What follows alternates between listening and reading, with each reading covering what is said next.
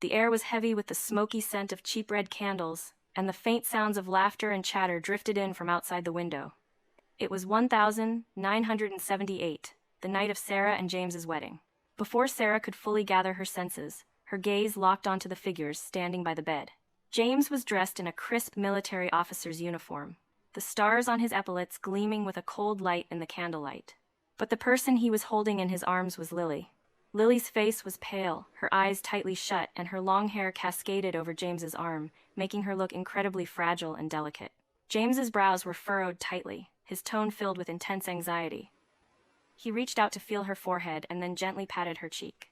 "Lily, Lily, wake up." His movements were unbelievably gentle.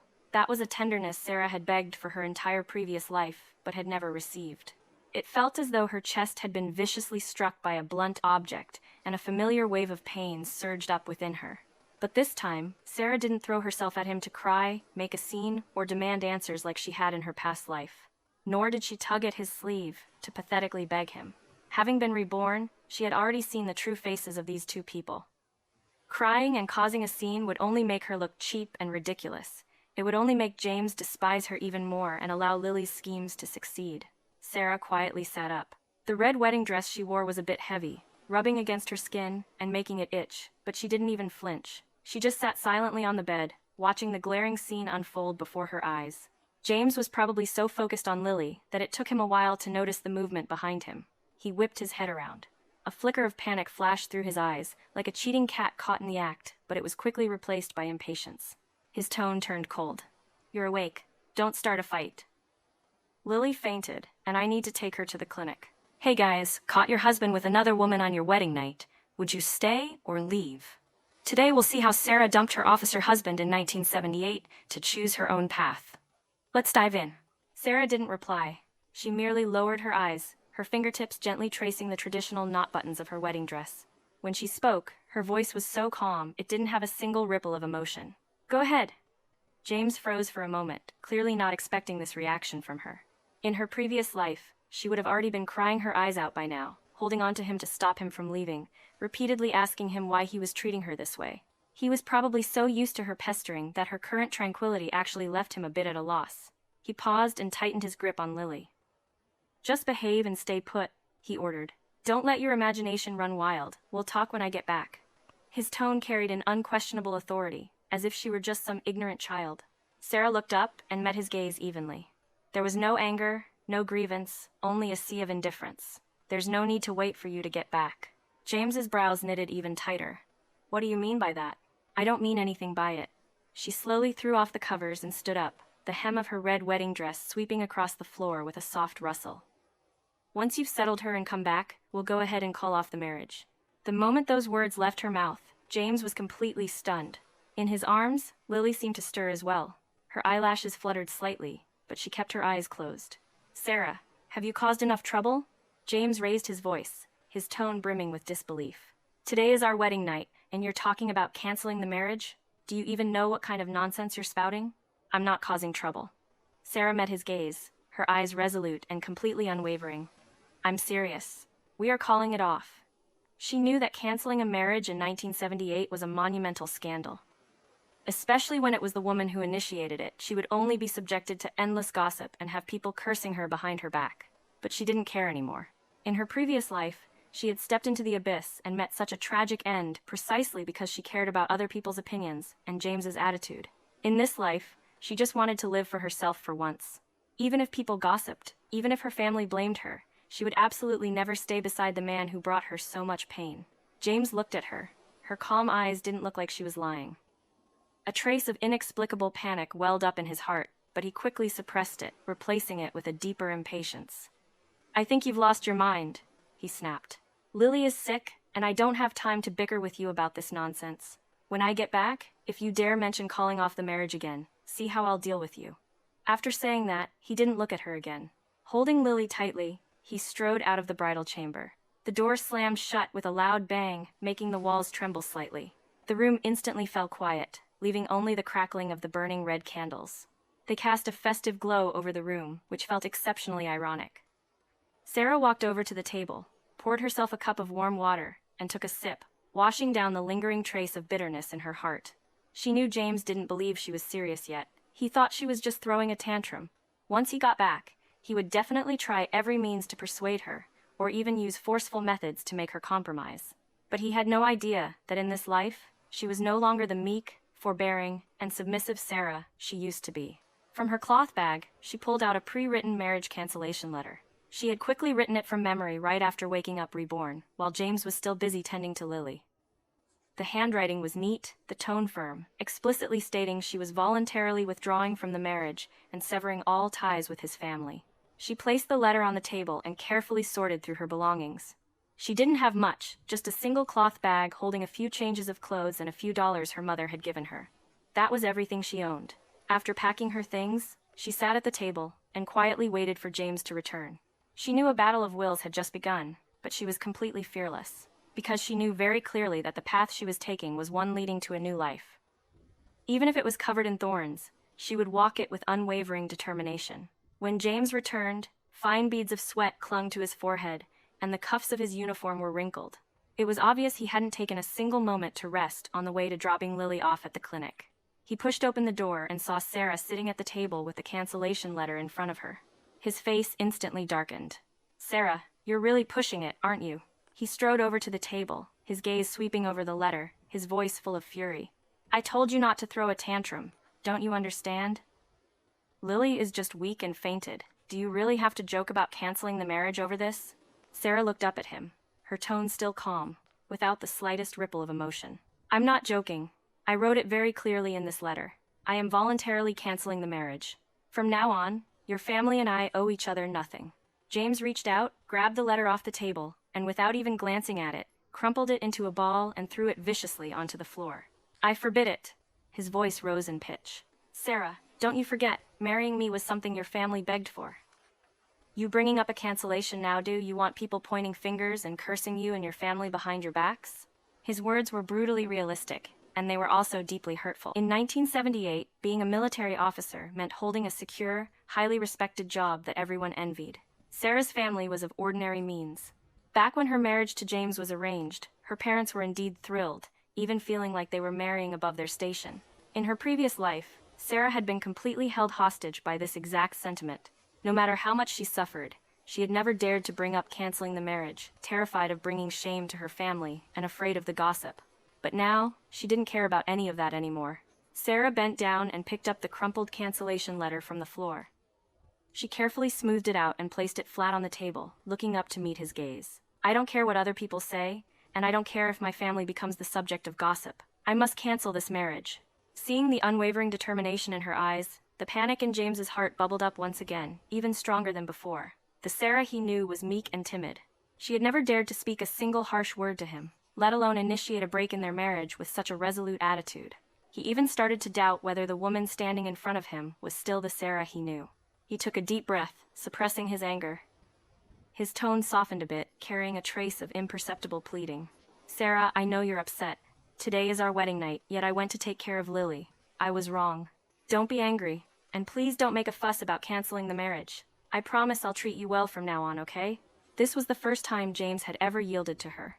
In her past life, no matter how terribly he had wronged her, he had never spoken a single soft word. Yet, Sarah's heart didn't feel the slightest ripple of emotion. Instead, she found it laughable. His apology wasn't out of guilt, nor was it because he actually cared about her.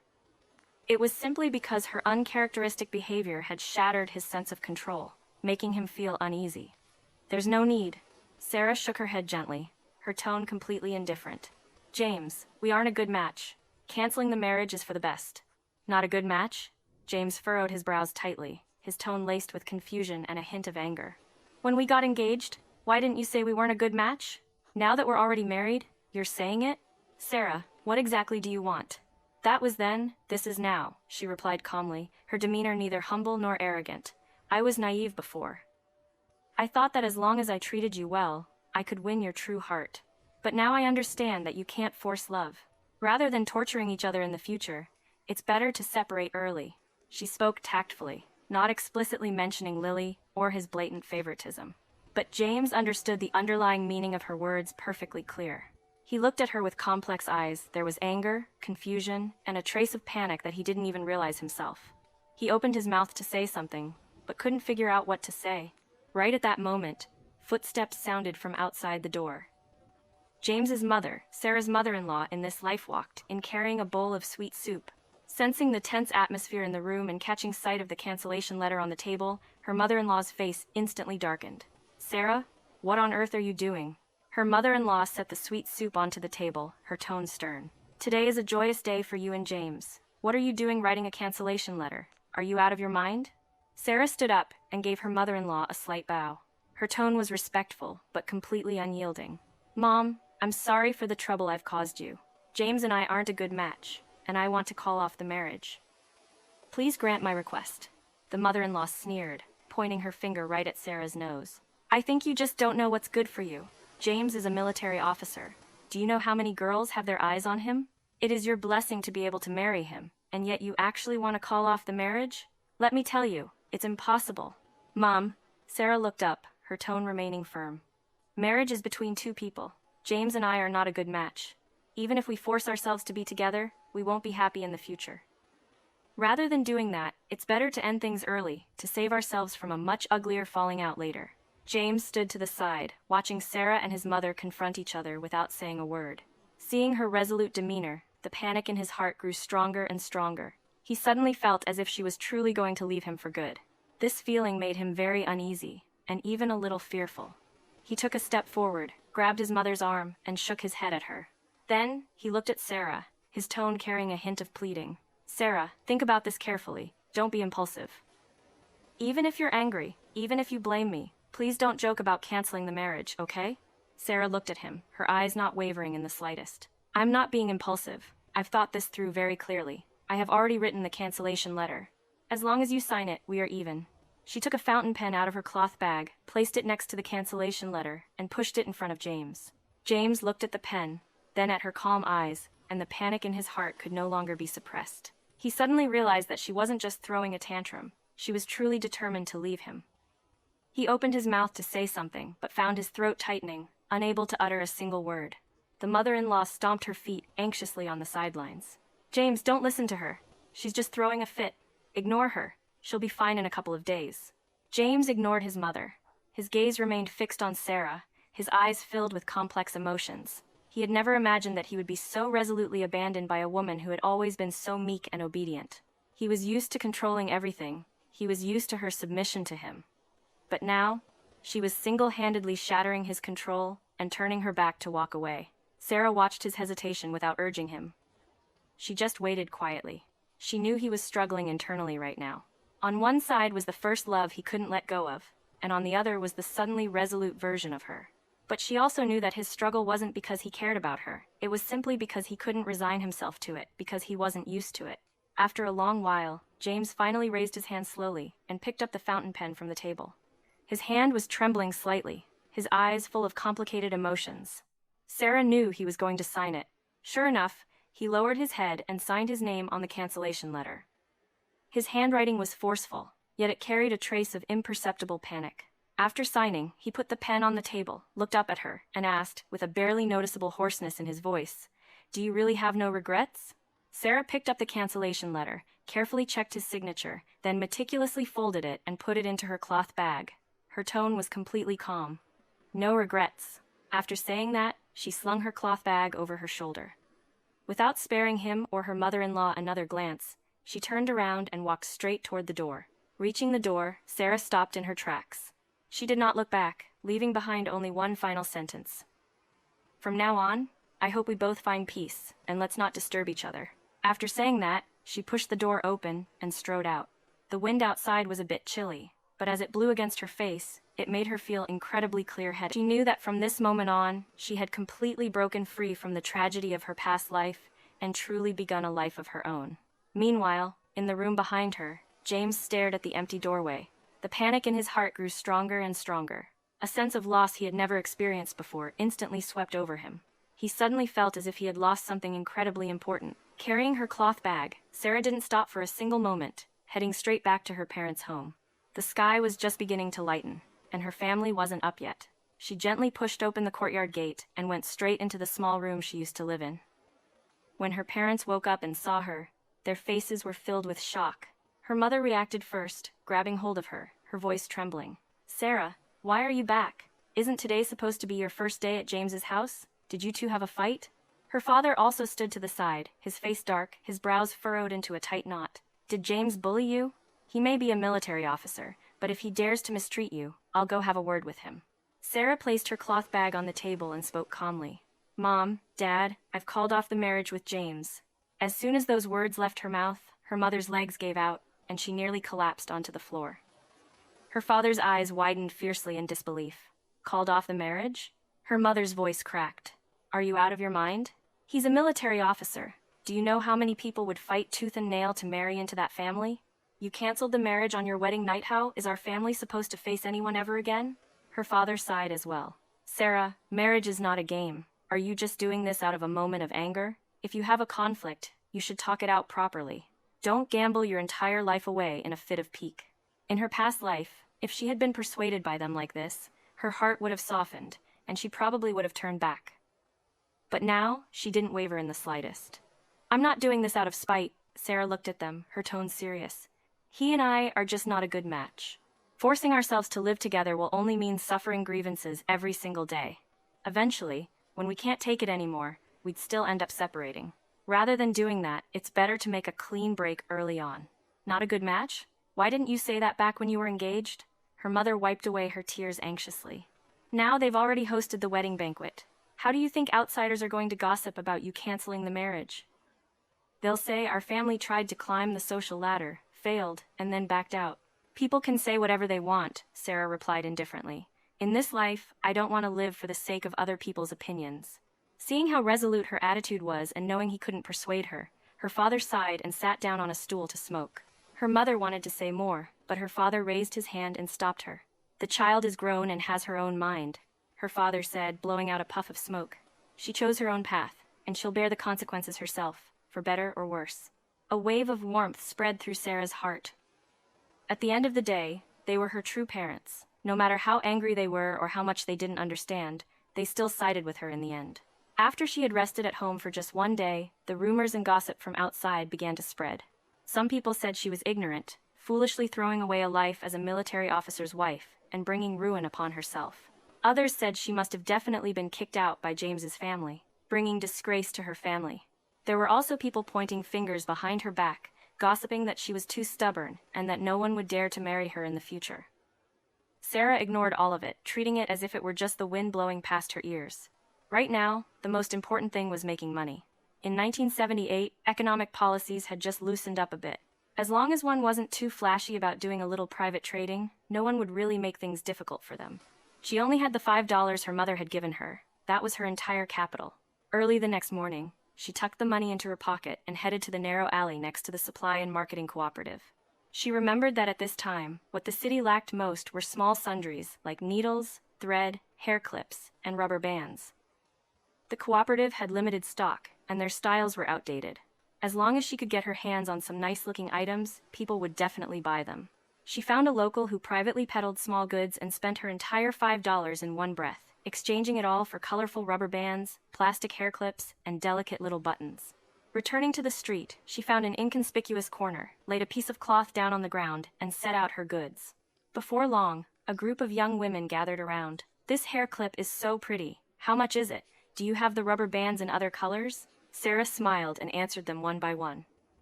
With fair prices and attractive items, she quickly sold more than half of her inventory. A man running a small stall nearby watched her for a while before coming over to chat. He was wearing a clean shirt, had gentle eyes, and spoke at an unhurried pace. Are you new here? I haven't seen you before. Yes, today is my first time, Sarah said, looking up at him. I'm Daniel, he smiled. I've been setting up my stall here for a while. You picked out good stuff. Anyone can tell you know the market. Sarah nodded politely. I'm Sarah. Daniel didn't ask any prying questions, only offering a friendly reminder. People come around to inspect this area occasionally, so stay alert. If things don't look right, pack up and leave. Feeling grateful, she softly thanked him. By the end of the day, after deducting her initial capital, she had made a net profit of over $3. In an era where $1 could buy quite a lot of things, this was already a considerable income. Holding the money she had earned, Sarah felt an immense sense of security. Relying on her own two hands to make a living was far more reliable than the empty title of a military officer's wife. That evening, Just as she was packing up her stall and getting ready to leave, a figure blocked her path. It was James. He stood at the entrance of the alley, wearing civilian clothes, his face looking awful. His eyes were fixed dead on her, as if trying to see right through her. "You're actually setting up a stall here?" His tone was full of disbelief. "Sarah, do you have any idea whose face you are disgracing?" She put her money away and looked up at him, her expression completely placid. "I didn't steal, and I didn't rob anyone. Making money with my own 2 hands isn't shameful. You are my wife. You running a street stall is humiliating me." He took a step forward, lowering his voice, which was laced with anger. Sarah raised an eyebrow slightly. "Comrade James, you shouldn't just spout nonsense like that. You already signed the cancellation letter. From the moment you wrote down your name, I ceased to be your wife." James choked on his words, his face darkening even further. "Come back with me." He reached out to grab her, but she turned sideways to dodge him, taking a step back to put some distance between them. "I'm not going anywhere," she said, her eyes cold. "I will live my own life, so don't trouble yourself over it. You'd better spend your energy worrying about the person you should actually be worrying about." Sarah didn't name names, but he understood perfectly. James looked at the distance in her eyes, the small change clutched in her hand, and the clean but plain clothes she wore. His chest inexplicably tightened. He had thought her canceling the marriage was just a temper tantrum, an attempt to force him to bow his head. He had thought that after leaving his family, she would cry, make a scene, and be unable to survive. But she didn't. Not only was she living well, but she was also out making her own money. Her eyes were clear, her posture was straight, and she wasn't the slightest bit as miserable as he had imagined. An indescribable wave of irritation surged in his heart. For the first time, he truly realized that Sarah really didn't want him anymore.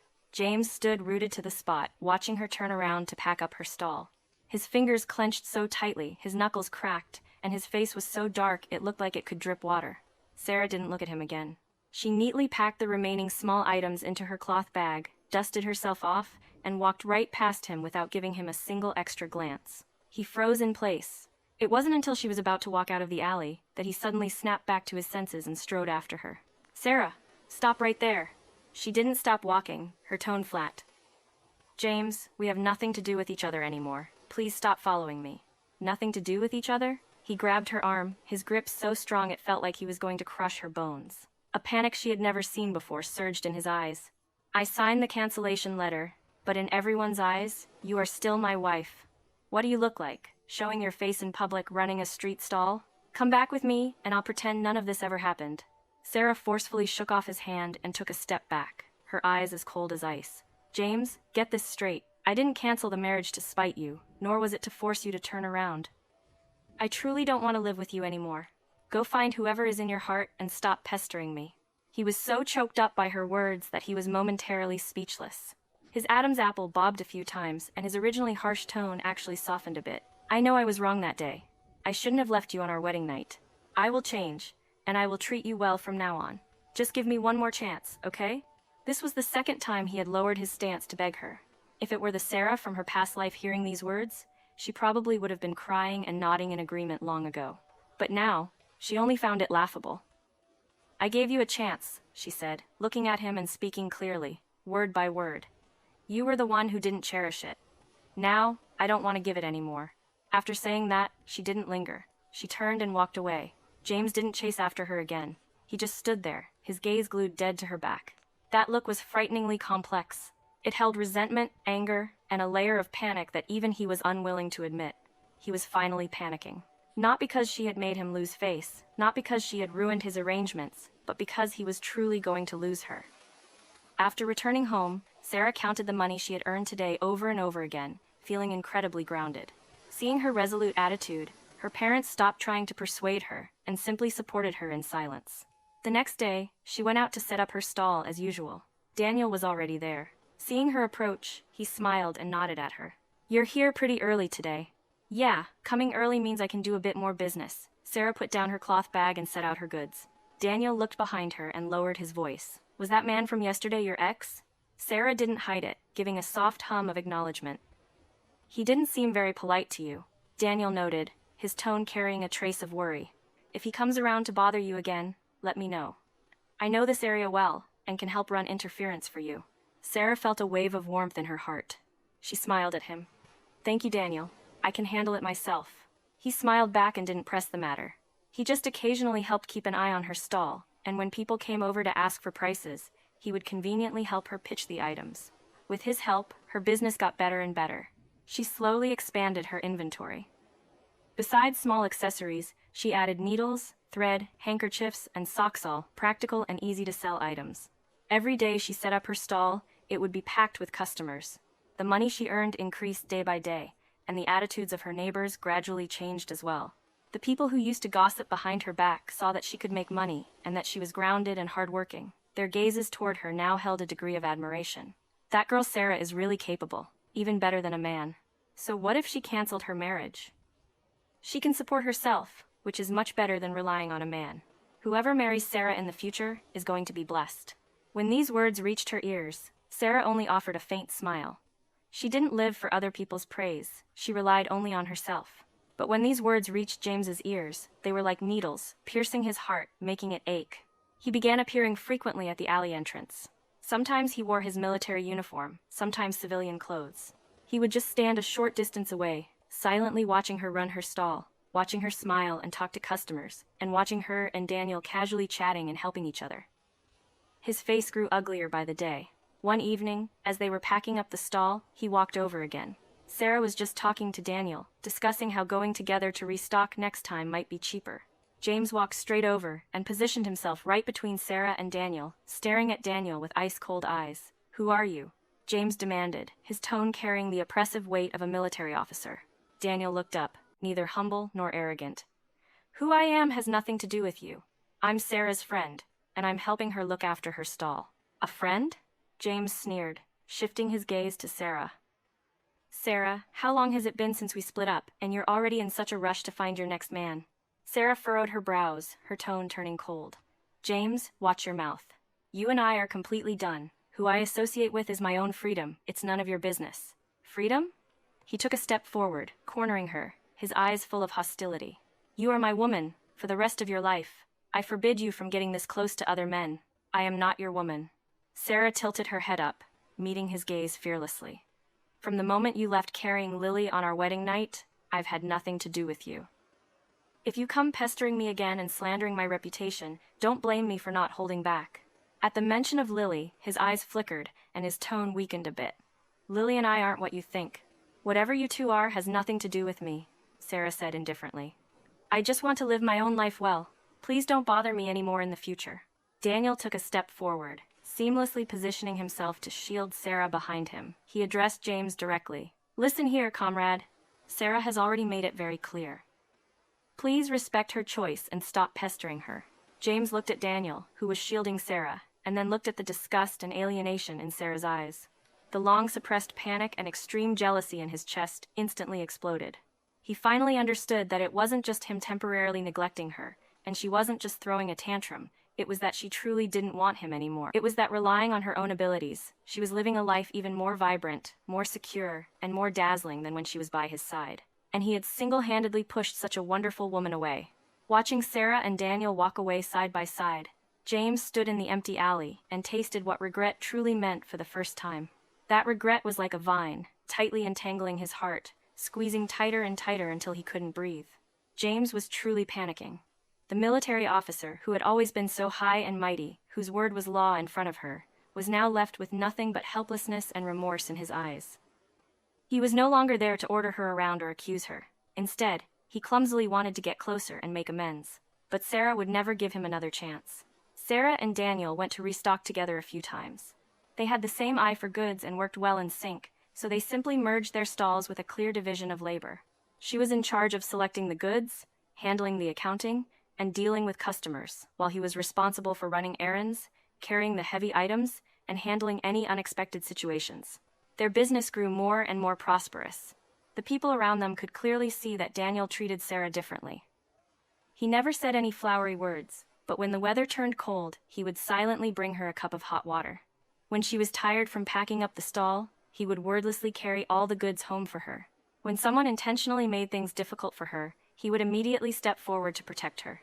Grounded, steady, and respectful. This was a treatment Sarah had spent her entire previous life trying to get but had never received.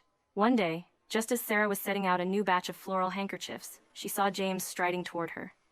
His eyes were bloodshot, and a dark stubble had appeared on his chin. He looked considerably haggard. Seeing this, the surrounding customers quietly stepped back a few paces, watching them as if watching a spectacle. Sarah didn't look up, continuing to organize the handkerchiefs. "Comrade James, I remember telling you not to bother me anymore." "Sarah," he started, his voice terribly hoarse.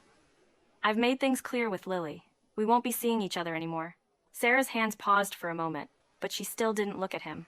"Whatever is going on between you two has nothing to do with me." "How could it have nothing to do with you?" He took a step forward, his tone urgent. "She was the one who broke your heart back then. Now I've cut ties with her completely. Can we just start over? I'll report to my superiors and say the whole thing was just a misunderstanding. We are still husband and wife." Sarah finally looked up at him, as if looking at a stranger. "James, do you still not understand?" Her tone was calm, but every word was clear. "I left you, not because of Lily, but because of you. It was because you chose to carry her away on our wedding night. It was because you never cared about me. It was because you made me see absolutely no hope in that marriage." His face turned pale, his lips trembling slightly. "I know I was wrong. I will change. I'll listen to whatever you say. I'll give you whatever you want." "What I want is something you can't give," she said softly. Her soft words shattered all his expectations. "I want respect, equality, and to be truly cared for. You never gave me any of these. Now, I have earned them myself, and I don't need your charity." Not far away, Daniel walked over carrying 2 cloth bags. Seeing this scene, he didn't step forward. He just stood quietly to the side, using his eyes to tell her that he was there. James followed her gaze and saw Daniel. A surge of hostility and indignation instantly welled up in his eyes. "Just because of him?" James demanded. "You'd rather follow a street peddler than come back with me? I am a military officer. I can give you dignity and a stable life. Dignity isn't given by others, it's earned by oneself." Sarah pointed at her stall, then pointed at her own heart. "I might be showing my face in public here, and the work might be hard, but I sleep soundly at night and live with my head held high. I don't have to walk on eggshells around anyone. This is 10,000 times more precious than the so-called stability you offer." A murmur of agreement rippled through the crowd around them. Those who had once gossiped about her were now looking at her with genuine admiration in their eyes. James stood in the middle of the crowd like a clown whose facade had been pierced. He had always thought she couldn't leave him, couldn't leave the prestigious status of a military officer's wife. But it wasn't until today that he finally understood. She had never coveted those things. From beginning to end, all she had ever wanted was a sincere heart, and that was exactly what he couldn't give. "I really know I was wrong." His voice dropped low, carrying a hint of pleading. "Sarah, give me one more chance." "Just one." Sarah shook her head, her tone without a single ripple of emotion. "It's too late, James. We settled our debts a long time ago. You have your path, and I have my way of living. Let's never see each other again." After saying that, she didn't look at him anymore. She turned to Daniel and revealed the most relaxed smile she had worn in days. "Let's pack up the stall. We're going home early today." Daniel nodded. He stepped forward and naturally took the things from her hands, walking out side by side with her. They didn't look back. James froze in place. The gazes around him pricked him like needles. There was sympathy, pity, and whispered gossip, but not a single person stood on his side. He had finally seen Lily's true colors completely. She wasn't frail and kind at all. She was calculating at every turn, only wanting to rely on him for a good life. When he finally stopped paying attention to her, she immediately changed her tune and turned to find another well-off man. Meanwhile, Sarah, the woman he had once discarded like a worn-out shoe, the one whose eyes used to hold only him, was living her most dazzling life after leaving him. Memories drowned him like a tidal wave. He had won his status and his position, but he had single-handedly lost the one person who truly cared for him. For the rest of his life, he would only be able to live in regret. Sarah and Daniel walked slowly under the setting sun. The evening breeze blew gently, carrying a comforting trace of warmth. "He probably won't come around again after this," Daniel said softly. Sarah looked up at the sunset clouds on the horizon and smiled peacefully. "He won't." "Then what are your plans for the future?" She paused, looking at the road ahead that seemed to grow brighter and brighter, and spoke softly yet firmly. "Run the business well, live a good life, and rely on myself to build something steady and secure." Daniel looked at her, his eyes full of tenderness. "Okay, I'll be right there with you." Sarah didn't answer immediately, but deep in her heart, she softly said yes. Love that ending! Sarah proves your worth comes from independence, not who you marry. And James? A harsh reminder that taking someone for granted will